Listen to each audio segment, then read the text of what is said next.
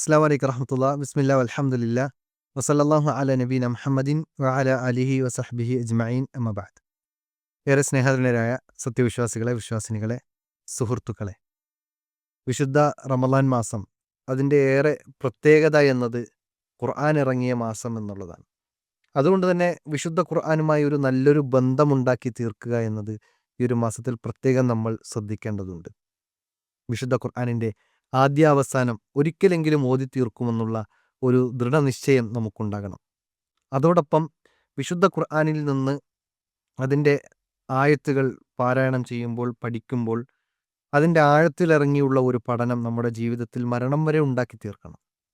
അതിലേക്കുള്ള പ്രചോദനമാകുന്ന ഒരു നല്ല മാർഗമാണ് അൽ ബയാൻ ഇവിടെ ആരംഭിക്കുന്നത്. അൽ ബയാൻ കഴിഞ്ഞ വർഷം സൂറത്തുൽ മുൽക്ക് നമ്മൾ പരിചയപ്പെട്ടു. ഈ വർഷത്തിൽ നമ്മൾ തിരഞ്ഞെടുത്തിട്ടുള്ളത് വിശുദ്ധ ഖുർആനിലെ 32-ാം അധ്യായമായ സൂറത്തു സജ്ദയാണ്. 32-ാം അധ്യായം സൂറത്തു സജ്ദ.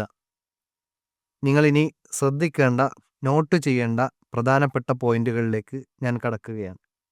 ഒന്നാമത്തത്, വിശുദ്ധ ഖുർആനിലെ 114 അധ്യായങ്ങളിൽ 32-ാമത്തെ അധ്യായമാണ് സൂറത്തു സജ്ദ. അതോടൊപ്പം എത്ര ആയത്താണ് അതിനുള്ളത്? 30 ആയത്തുകളുള്ള അധ്യായമാണ്. അപ്പോൾ 30 ആയത്തുള്ള 32-ാമത്തെ അധ്യായമാണ് സൂറത്തു സജ്ദ. ഇനി നമ്മുടെ പ്രൊണൗൺസിയേഷനിൽ വരുന്ന ചില വ്യത്യാസങ്ങളാണ്. ചിലർ തെറ്റായ രൂപത്തിൽ അതിനെ വായിക്കാറുണ്ട്, സജദ എന്ന് വായിക്കാറുണ്ട്. ശരിക്കത് തെറ്റാണ്. സൂറത്തു സജ്ദയാണ്, ജീമിന് സുക്കൂനാണ്. അതുകൊണ്ട് സൂറത്തു സജ്ദ എന്നാണ് അതിനെ പാരായണം ചെയ്യേണ്ടത്, വായിക്കേണ്ടത് എന്നത് പ്രത്യേകം ഓർമ്മപ്പെടുത്തുന്നുണ്ട്. അതോടൊപ്പം ഈ സൂറത്തിന് ഇങ്ങനെ ഒരു സജ്ദ എന്ന പേര് വരാനുള്ള കാരണമെന്ത് എന്ന് നമ്മൾ പരിശോധിക്കുമ്പോൾ അതിൽ ഒരു സുജൂദ് ചെയ്യാനുള്ള ആയത്തുണ്ട് എന്നത് ഒന്നാമത്തെ കാരണം. അതോടൊപ്പം മറ്റൊരു കാരണമായി കൊണ്ട് നമുക്ക് കാണാൻ കഴിയുന്നത് ഹദീസുകളിൽ അലിഫ് ലാം മീം സജദ എന്ന് കാണാൻ കഴിയും. അലിഫ് ലാം മീം സജദ എന്ന് കാണാൻ കഴിയും. അതുകൊണ്ട് തന്നെ ഇതിനെ ഈ സൂറത്ത് അങ്ങനെ പരാമർശിക്കപ്പെട്ടിട്ടുണ്ട്. അലിഫ് ലാം മീം എന്ന് കൂടി ചേർത്തു പറയാനുള്ള കാരണം എന്ത് എന്ന് വെച്ചാൽ സൂറത്തു ഫുസ്സിലത്തിനെ ഇതേപോലെ പരാമർശിക്കുന്നുണ്ട്. ഹാമീം സജ്ദ എന്ന് പരാമർശിക്കുന്നു. അതുകൊണ്ട് തന്നെ അവിടെ ഹാമീം എന്ന് കൊണ്ട് തുടങ്ങുന്നു, ഇവിടെ അലിഫ് ലാം മീം എന്ന് കൊണ്ട് തുടങ്ങുന്നു. അതുകൊണ്ട് ഇതിനെ അലിഫ് ലാം മീം സജ്ദ എന്നാണ് പറയുന്നത്. എന്നതുകൊണ്ട് ഈ സൂറത്തിന് സൂറത്തു സജ്ദ എന്ന് പേര് വിളിക്കപ്പെട്ടു എന്നതാണ് നമ്മൾ മനസ്സിലാക്കേണ്ടത്. ഇനി ഇത് അവതരിപ്പിക്കാനുള്ള പ്രത്യേക കാരണം എന്തെങ്കിലും ഉണ്ടോ? ചില ആയത്തുകൾ ഇറങ്ങാൻ, ചില സൂറത്തുകൾ ഇറങ്ങാൻ അതിനൊരു സബബു നുസൂല്, അവതരണ പശ്ചാത്തലമുണ്ടാകും. എന്നാൽ അങ്ങനെ ഒന്നും ഈ ഒരു സൂറത്തിന് അവതരണ പശ്ചാത്തലം കാണാൻ കഴിയില്ല.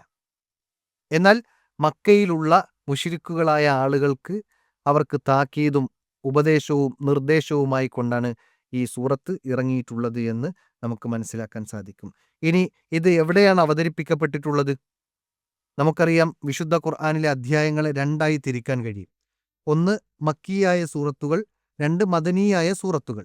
എന്താണ് മക്കിയായ സൂറത്തുകൾ, എന്താണ് മദനിയായ സൂറത്തുകൾ? മക്കിയായ സൂറത്തുകൾ എന്ന് സാധാരണ നമ്മുടെ മനസ്സിലേക്ക് വരുന്നത് മക്കയിൽ ഇറങ്ങിയ സൂറത്ത്, മദീനയിൽ ഇറങ്ങിയ സൂറത്തിനെ മദീന സൂറത്ത് എന്നാണ് സാധാരണക്കാരായ ആളുകൾ അതിനെ ധരിച്ചു വച്ചിരിക്കുന്നത്. ശരിക്കും ആ ഒരു ധാരണ തെറ്റാണ്. മക്കിയായ സൂറത്ത് എന്ന് പറയുമ്പോൾ മാ ഖബിലൽ ഹിജറ, നബി സല്ലല്ലാഹു അലൈഹി വസല്ലം മക്കയിൽ നിന്ന് മദീനയിലേക്ക് ഹിജറയ്ക്ക് പോകുന്നതിന് മുമ്പ് ഇറങ്ങിയ സൂറത്തുകളെ മക്കിയായ സൂറത്ത് എന്ന് പറയും.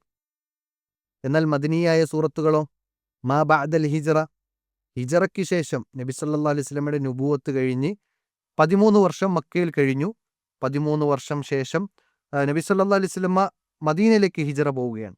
അങ്ങനെ ഹിജറയ്ക്ക് ശേഷം ഇറങ്ങിയ സൂറത്തുകളെ മദനിയായ സൂറത്തുകൾ എന്നും പറയും. അതൊരു പക്ഷേ മദനിയായ സൂറത്തുകൾ മക്കയിൽ ഉണ്ടായിരിക്കുമ്പോൾ ഇറങ്ങിയതായിരിക്കാം. മദീനയിൽ ഹിജറയ്ക്ക് പോയതിനു ശേഷം മക്കയിൽ മറ്റു ആവശ്യങ്ങൾക്കോ ഹജ്ജുകൾക്കോ ഒക്കെ വന്നതിന് ശേഷം ഇറങ്ങിയ ആയത്തുകളുമായിരിക്കാം. അതുകൊണ്ട് തന്നെ അങ്ങനെ ആ രൂപത്തിൽ മക്കിയായ സൂറത്ത് എന്ത്, മദനിയായ സൂറത്ത് എന്ത് എന്ന് നമ്മൾ തിരിച്ചറിയണം. മാ ഖബിലൽ ഹിജറ, ഹിജറയ്ക്ക് മുമ്പ് ഇറങ്ങിയതെല്ലാം മക്കിയായ സൂറത്ത്. മാ ബഅദൽ ഹിജറ, ഹിജറയ്ക്ക് ശേഷം ഇറങ്ങിയതെല്ലാം മദനിയായ സൂറത്ത് എന്ന് നമ്മൾ അടിസ്ഥാനപരമായി മനസ്സിലാക്കേണ്ടതുണ്ട്. അതോടൊപ്പം ഈ സൂറത്തിന് ചില പ്രത്യേകതകളുണ്ട്. സൂറത്തു സജ്ദയ്ക്ക് ചില പ്രത്യേകതകളുണ്ട്.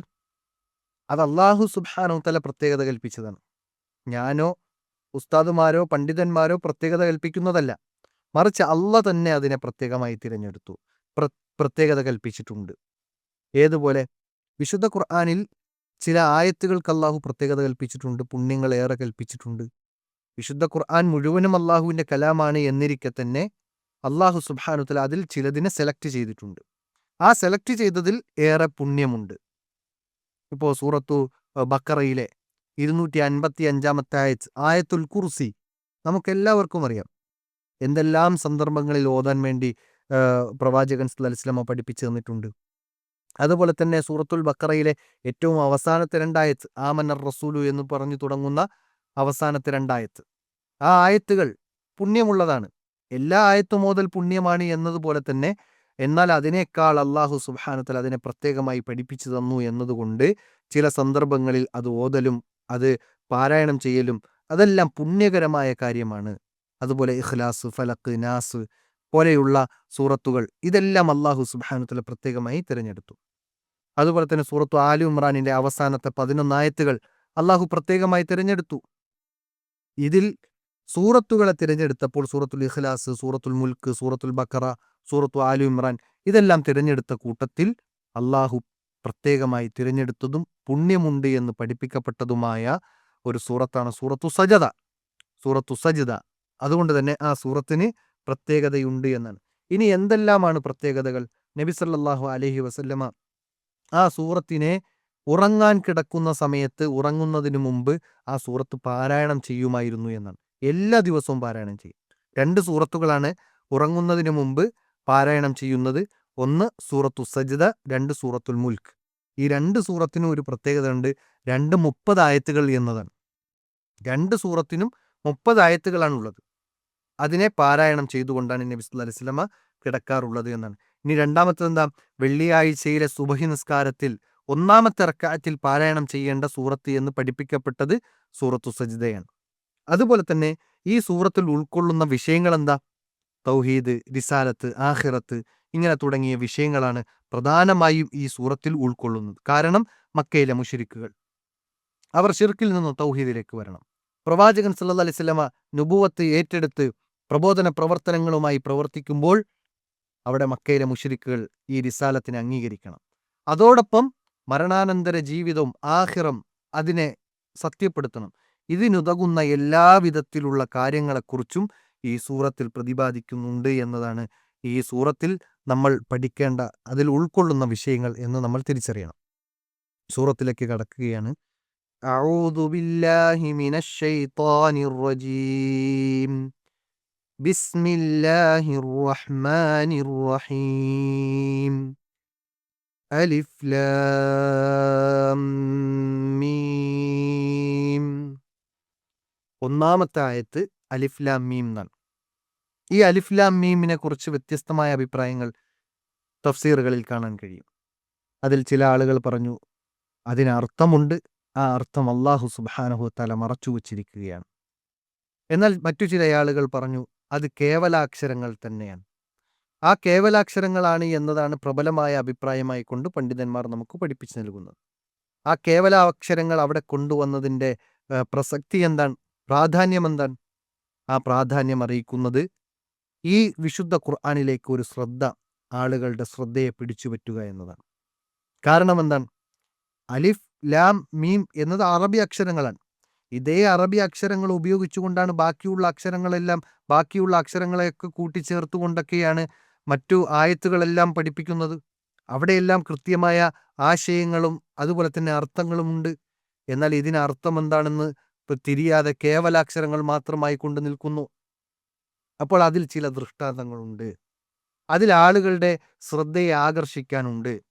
നിലവിൽ ഇസ്ലാമിൽ പ്രവേശിക്കാതെ വിട്ടുനിൽക്കുന്ന ആളുകൾക്ക് ചില ചിന്തനീയമായ കാര്യങ്ങളെയാണ് ഈ ആയത്ത് ഇട്ടുകൊടുക്കുന്നത്.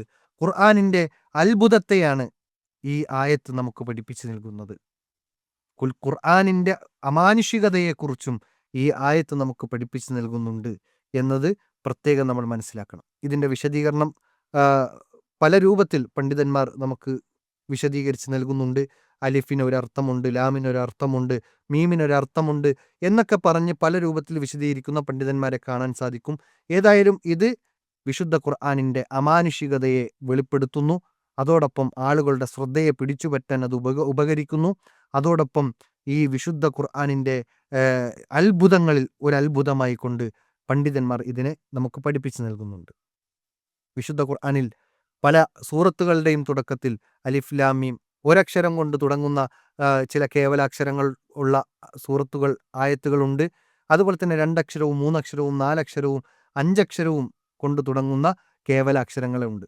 ഇതെല്ലാം നമുക്ക് അറിയിച്ചു തരുന്നത് ഇത് ആളുകളുടെ ശ്രദ്ധ പിടിച്ചുപറ്റാനും അതോടൊപ്പം ഖുർആനിൻ്റെ അമാനുഷികതയെക്കുറിച്ച് ഓർമ്മപ്പെടുത്തുവാനുമാണെന്നാണ്. കാരണം മക്കയിലെ മുശ്രിക്കുകളൊക്കെ എന്താ പറഞ്ഞത്? വിശുദ്ധ ഖുർആൻ എന്നത് നബി സല്ലല്ലാഹു അലൈഹി വസല്ലമ കെട്ടിയുണ്ടാക്കിയതാണ്, അല്ലെങ്കിൽ പുരാണങ്ങളിൽ നിന്ന് എടുത്തുകൊണ്ടുവന്നതാണ്, കള്ളക്കഥകളാണ്, കെട്ടുകഥകളാണ് എന്നൊക്കെ പറഞ്ഞപ്പോൾ അവിടെ നിന്ന് അവർക്ക് മറുപടി കൊടുക്കുകയാണ്. ശരിക്ക് ശ്രദ്ധ പിടിച്ചു പറ്റിക്കൊണ്ടുള്ള മറുപടിയാണ്. ഇനി 2ാമത്തെ ആയത്തിലേക്ക് കിടക്കാം. തൻസീലുൽ കിതാബി ലാ റൈബ ഫീഹി മിർ റബ്ബിൽ ആലമീൻ. തൻസീൽ എന്ന് പറഞ്ഞാൽ മസ്ദറാണ്, അതിൻ്റെ ഉത്ഭവക്രിയയാണ്. അതിനെക്കുറിച്ച് പറഞ്ഞപ്പോൾ തൻസീലുൽ കിതാബി, അൽ കിതാബി എന്ന് പറഞ്ഞാൽ ഇവിടെ ഖുർആനാണ് ഉദ്ദേശം. തൻസീലുൽ കിതാബ്, ആ ഖുർആൻ ഇറങ്ങിയിട്ടുണ്ട്. ലാ റൈബ ഫീഹി, അത് യാതൊരു സംശയവുമില്ല. ലാ ശക്ക ഫീഹി എന്നാണ്, അതിന് യാതൊരു സംശയവുമില്ല. എവിടെ നിന്ന് ഇറങ്ങിയത്? മിർ റബ്ബിൽ ആലമീൻ, ലോകങ്ങളുടെ രക്ഷിതാവായ അള്ളാഹുവിൽ നിന്ന് ഇറങ്ങിയിരിക്കുകയാണ് അങ്ങനെയുള്ള വേദഗ്രന്ഥം. ആ വേദഗ്രന്ഥത്തെക്കുറിച്ച് പറഞ്ഞു. മക്കക്കാരെന്താ പറഞ്ഞത്? മക്കക്കാർ പറഞ്ഞു, പല ആരോപണങ്ങളും പറഞ്ഞു. നബിയെ കളവാക്കാൻ, വിശുദ്ധ ഖുർആനിനെ തള്ളിക്കളയാൻ പല രൂപത്തിലുള്ള ആരോപണങ്ങൾ പറഞ്ഞു. നബി സല്ലല്ലാഹു അലൈഹി വസല്ലമ മജ്നൂനാണ്, ഭ്രാന്തായി കൊണ്ടെന്തോ പറയുന്നതാണ്. അതുപോലെ തന്നെ കവികളിൽ നിന്ന് കേട്ട് പറയുന്നതാണ്. അതുപോലെ പുരാണങ്ങളിൽ നിന്ന് കേട്ടു പറഞ്ഞതാണ്, ജൂതന്മാരിൽ നിന്ന് കേട്ടു പറഞ്ഞതാണ്, അല്ലെങ്കിൽ കെട്ടുകഥകളാണ് എന്നൊക്കെ പറഞ്ഞ് പല രൂപത്തിലുള്ള ആരോപണങ്ങൾ വിശുദ്ധ ഖുർആനിനെതിരെ അഴിച്ചുവിട്ടു. അവിടെയാണ് ജനങ്ങളുടെ ശ്രദ്ധ പിടിച്ചുകൊണ്ട് ഈ ഖുർആൻ അങ്ങനെ നിങ്ങൾ പറയുന്ന രൂപത്തിലുള്ള വാറോലയല്ല, കെട്ടുകഥയല്ല, എന്തെങ്കിലും ഭ്രാന്തൻ വിളിച്ചു പറയലല്ല, മറിച്ച് ഇത് ലോകരക്ഷിതാവായ അള്ളാഹുവിൽ നിന്ന് അവതരിപ്പിക്കപ്പെട്ടതാണ് എന്നാണ്. ഇവിടെ റബ്ബുൽ ആലമീൻ, ആലം എന്ന് പറഞ്ഞാൽ ലോകം എന്നാണ്, ആലമീൻ എന്ന് പറഞ്ഞാൽ ലോകങ്ങളുടെ രക്ഷിതാവായ അള്ളാഹുവിൽ നിന്ന് അവതരിപ്പിക്കപ്പെട്ടത്. അപ്പോൾ ലോകങ്ങൾ എന്ന് പറയുമ്പോൾ എന്താണ്? മലക്കുകളുടെ ലോകമുണ്ട്, ജിന്നുകളുടെ ലോകമുണ്ട്, മനുഷ്യരുടെ ലോകമുണ്ട്, മൃഗങ്ങളുടെ ലോകമുണ്ട്, അങ്ങനെ തുടങ്ങി ജന്തുജാലങ്ങളുടെ ലോകമുണ്ട്, പല വിധത്തിലുള്ള ലോകമുണ്ട്.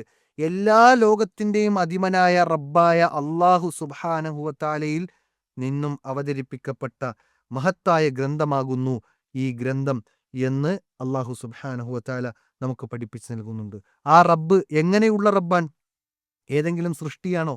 അല്ലെങ്കിൽ ഏതെങ്കിലും ആ രൂപത്തിൽ ഇന്ന് ആളുകൾ ആരാധിക്കപ്പെടുന്ന ചില വ്യക്തികളോ ശക്തികളോ ആണോ? അല്ല. ആ റബ്ബിന് 3 വിശേഷണങ്ങൾ പഠിപ്പിക്കുന്നുണ്ട്. അൽ ഖാലിഖ്, അൽ മാലിക്, അൽ മുദബ്ബിർ. ഖാലിഖായിരിക്കണം, എല്ലാത്തിനെയും സൃഷ്ടിച്ചവനായിരിക്കണം, ഒരിക്കലും ഒരു സൃഷ്ടിയാകാൻ പാടില്ല. ഒരു റബ്ബ് ആരാണ്, അള്ളാഹ് ആരാണെന്ന് പരിശോധിക്കാൻ നിങ്ങൾ ഈ 3 കാര്യങ്ങൾ നിങ്ങൾ നോക്കിയാൽ മതി. ഈ 3 കാര്യങ്ങൾ വച്ച് നിങ്ങൾ പരിശോധിച്ചാൽ മതി.